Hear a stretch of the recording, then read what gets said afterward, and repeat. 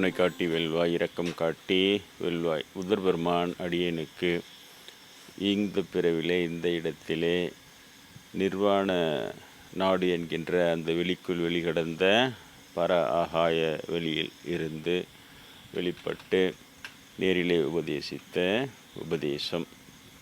இதையே தமபத பாடங்களாக நடத்தி கொண்டு வருகிறேன். எந்த சமயத்திலுமே பிராமணன் நுழைந்து அந்த சமயத்தின் சாத்திரங்களிலே தன் ஜாதி குருமாரை நிறுவி அவர்களை வைத்து அந்த சாத்திர பொய்களை செருகி அதை கெடுத்து விடுவதும், அதன் காரணமாக அந்த சமயம் அதர்ம பாதையிலே நடந்து அழிவினை சந்திப்பதும் நாம் கண்கூடாக பார்த்து கொண்டு வருகிறோம். யூத சமயத்தை அழித்துவிட்டு அங்கிருந்து இங்கு ஓடி வந்து சமணம் பௌத்தத்தின் நுழைந்து அதையும் அழித்துவிட்டு அதில் இருந்து கொண்டே இந்து சமயத்தையும் ஓட்ட ஒழித்து விட்டு பிறகு இந்து சமயம் என்று சொல்லப்படுகிற ஆதி சைவ ஆதி வைணவங்கள் தலை தூக்கியவுடன் மீண்டும் இதிலே நுழைந்து கொண்டு அவைகளை ஓட்ட ஒழித்து இப்படியே இவருடைய கேம் என்பது இவர்கள் இப்படி இருக்கிறது. இப்பொழுது புதியதாக பிராமின் கிறிஸ்டியன் என்ற பெயரில் கிறிஸ்துவ சமயத்திற்கும் ஆர்த்தடாக்ஸ் முஸ்லீம் என்று இஸ்லாத்திற்கும் சென்று கொண்டிருப்பதை பார்க்கிறோம். இதை வைத்து நாம் அதை அனுமானிக்க முடியும் அந்த சமயங்களின் கதி என்ன ஆகும் என்று.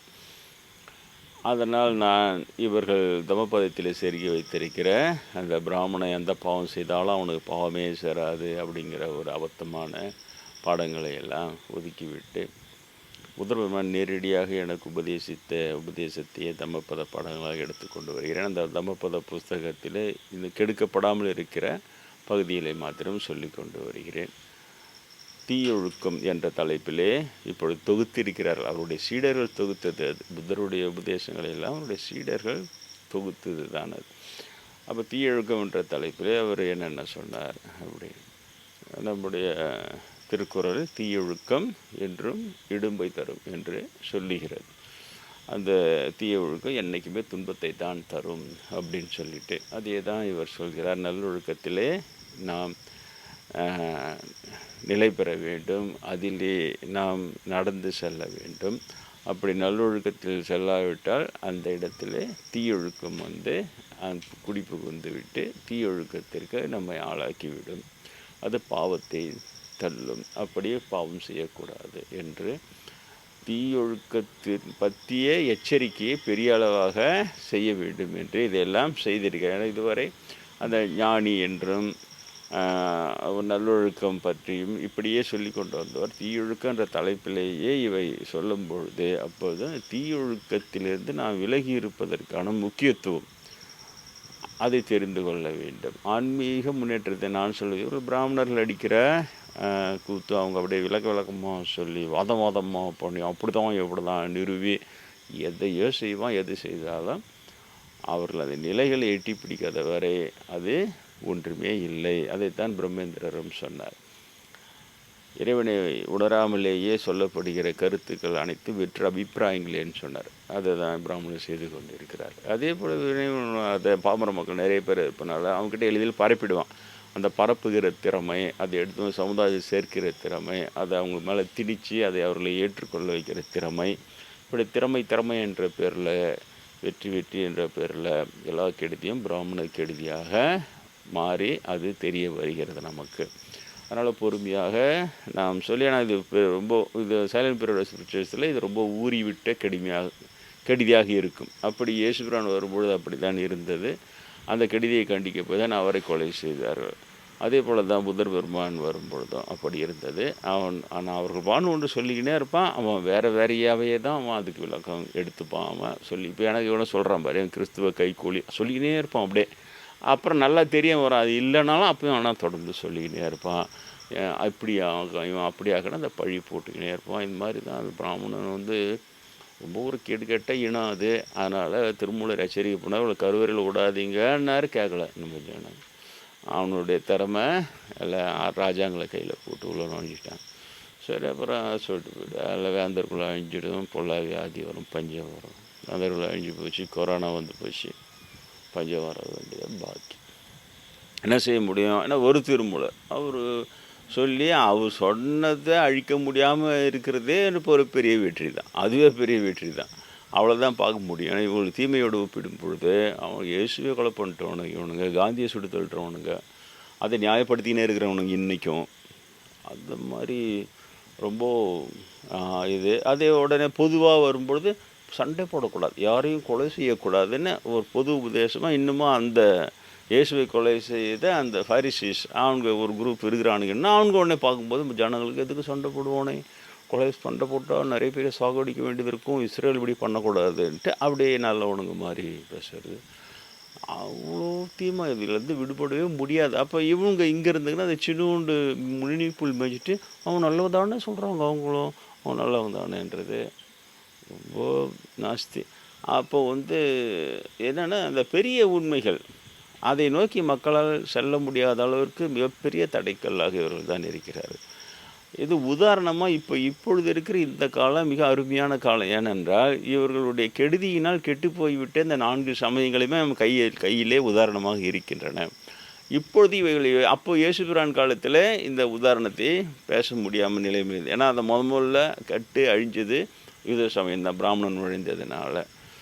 அதே மாதிரி அப்போ தகவல் பரிமாற்றம் இந்த அளவுக்கு இல்லை. அதனால் அவன் தான் இங்கே ஓடியாந்து சமண பிராமணன் பௌத்த பிராமணன் சொல்லி இந்து சமயத்தை ஓட்ட ஓய்ச்சான்றதும் அந்த தகவலும் இல்லை. ஆனால் இப்பொழுது அருமையான காலம், அறிவு வளர்ச்சி பெற்றுள்ள காலம், விஞ்ஞான வளர்ச்சி பெற்றுள்ள காலம். அதனால் இப்பொழுது அற்புதமாக இவைகளை தொகுத்து மக்களுக்கு சொல்ல முடிகிறது.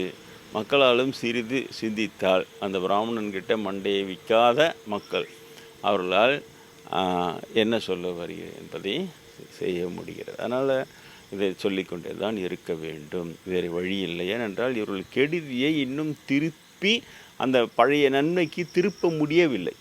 சில பேர் ஓட்ட ஆர்குமெண்ட் வைக்கிறாங்களா, எப்போ பார்த்தா பிராமணம் இல்லை கொத்த சொல்லின்னு வருவா இன்னொத்த உனக்கு அப்படி இல்லை, சும்மா அப்படியே பெரிய இவனுங்க மாதிரி சொல்கிறது.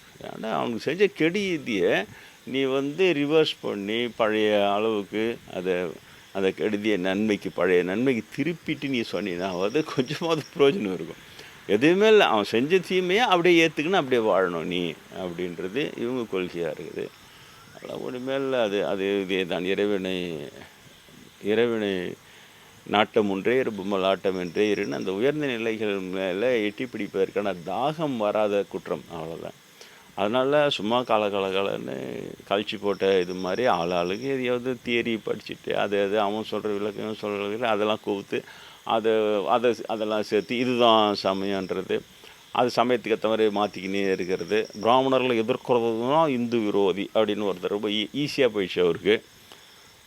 சைவம்னா வைணவன்னா பிராமணம் எதிர்க்கிறவர்கள கொலை பண்ணணும், அதுதான் சைவம், அதுதான் வைணவன்னு அப்படியே கொண்டு வந்துடுவான்.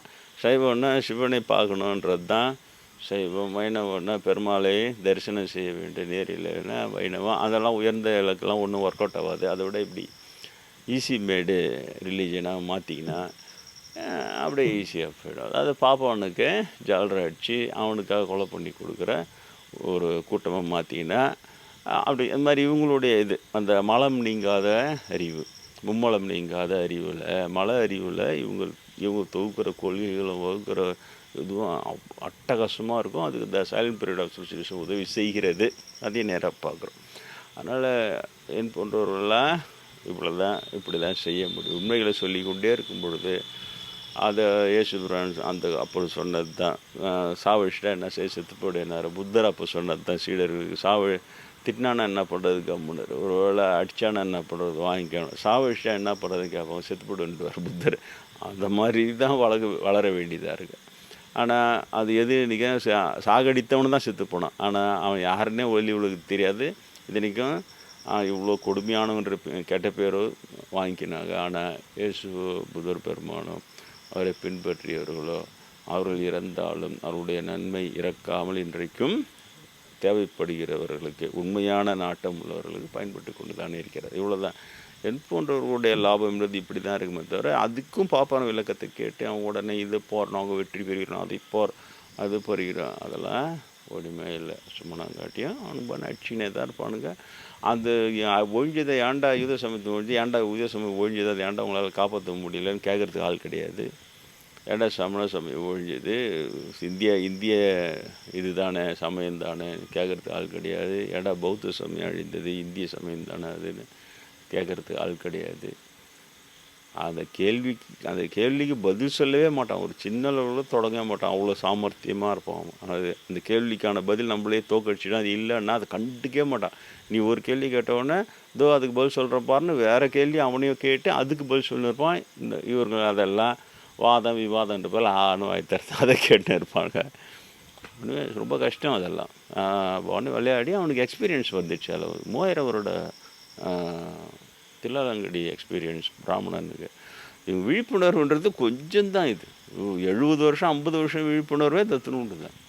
இது ரொம்ப கம்மி. அதனால் அவங்ககிட்ட தோற்றுக்கினே தான் இருப்பாங்க இவங்க. நீங்கள் தோற்காமல் இருங்கள், தீயொழுக்கம் என்பது என்று இடும்பை தரும். தீயொழுக்கத்தை சென்று விட்டால் பிறகு அது மீளுவது கடினம். அதனால் நல்லொழுக்கத்தை பயிற்சி செய்ய வேண்டும். நல்லொழுக்கத்தை பயிற்சி செய்யாத போய்ட்டு அந்த இடம் தீயொழுக்கம் அதை ஆக்கிரமிச்சிக்கோன்னு சொல்கிறார். அதனால் நல்லொழுக்க பயிற்சியை தொடர்ந்து நீங்கள் செய்து கொண்டே இருக்க வேண்டும். எது நல்லொழுக்கம் எது தீயொழுக்கன்றதையும் திரும்ப பாப்பாங்கிட்டே விளக்கம் கேட்காதீங்க. அவன் கெட்டு போனதை அவன் மண்டையில் ஒன்றுதான். இதுதான் ஒரு பாவனுக்கு தானம் கொடுக்குறது தான் நல்லது, ஒரு பிராமணனுக்கு அதை பண்ணுறது நல்லதுன்னு இப்படியே திரும்ப அப்படியே தான் வருவான்.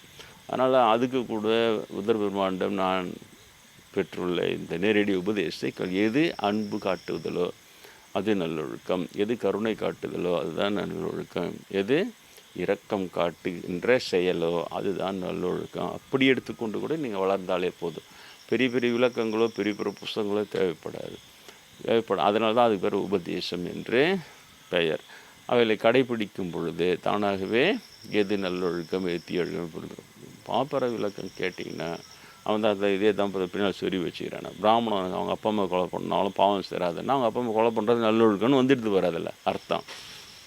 அது எப்படி நல்லொழுக்கம் வரும்? படுபாவிங்க அவனுக்கு. படுபாவத்தை போய் அது பாவம் சேராதுன்னு எழுதி வச்சு அந்த பாவத்தை செஞ்சுருந்துக்கிறானுங்க. இப்போ அதையெல்லாம் சப்போர்ட் பண்ண போய் அந்த சுத்தமாக கண்ணெதிர்க்கே இருக்குது உதாரணம். சுத்தமாக பௌத்த சமயம் சுத்தமாக ஒழிஞ்சு அதுக்கும் இவனையும் விட்டே வேறு காரணம் சொல்ல வைக்கிறது, வேறு சொல்ல வைக்கிறது. அன்பு காட்டி வெல்லுங்கள், கருணை காட்டி வெல்லுங்கள், இரக்கம் காட்டி வெல்லுங்கள்.